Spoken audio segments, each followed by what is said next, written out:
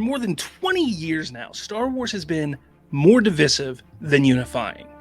From the prequels to the sequels, animation and live action, fans will always find a reason to bicker about a galaxy far, far away.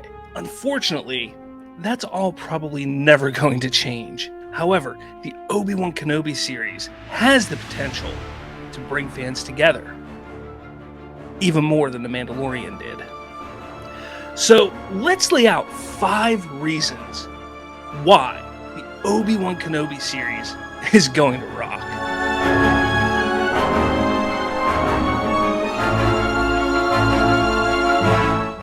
Number 1, Ewan McGregor. And what was probably the most beloved aspect of the prequels, Ewan McGregor is returning to the role of Obi-Wan Kenobi for the show. And what makes this so incredible is his love for the character, as well as the appreciation he has for what he and Lucas made in the early 2000s. Let's also not forget to mention that he is an insanely good actor, who, in my opinion, doesn't get as much credit as he should. Number 2, the return of Hayden Christensen. It's crazy to think, but while our first reason was because of how beloved an actor was in a role, this next reason is based off of an actor who was all but shunned and made a mockery for his portrayal in the prequel films. That man is Hayden Christensen, who played Anakin Skywalker, Darth Vader in episodes 2 and 3. And while during the release of those films, fans called him out for his stiff acting, over the years he has become a fan favorite and even praised by the community. Just like McGregor, he has a deep love for the character and the lore. With that, he isn't going to be just appearing in the Obi-Wan show, but also in the upcoming Ahsoka series as well. Number 3, moving away from the sequel era. For all the hate that the prequel films had received over the years, it doesn't even come close to comparing to the divisiveness of the Disney era sequels. And going back to a time closer to the original trilogy and even the prequels, this will give fans some nostalgia feels in their tummy. It always seems that going back to this time period of the franchise seems to really excite everyone. Number 4, the Inquisitors.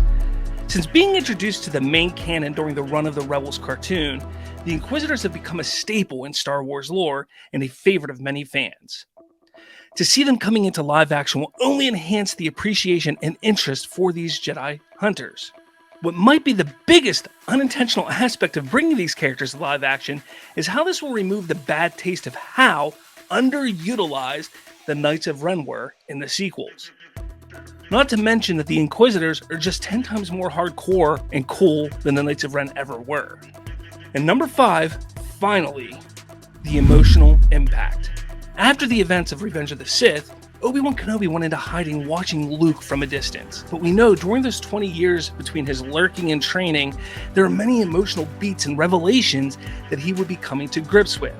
Such as discovering that Anakin or Darth Vader survived the battle on Mustafar and is the man in the black suit.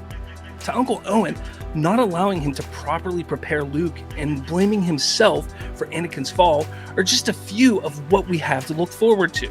This show will absolutely be a spectacle to behold, but it is not hard to imagine that it is going to be quite an emotional ride as well.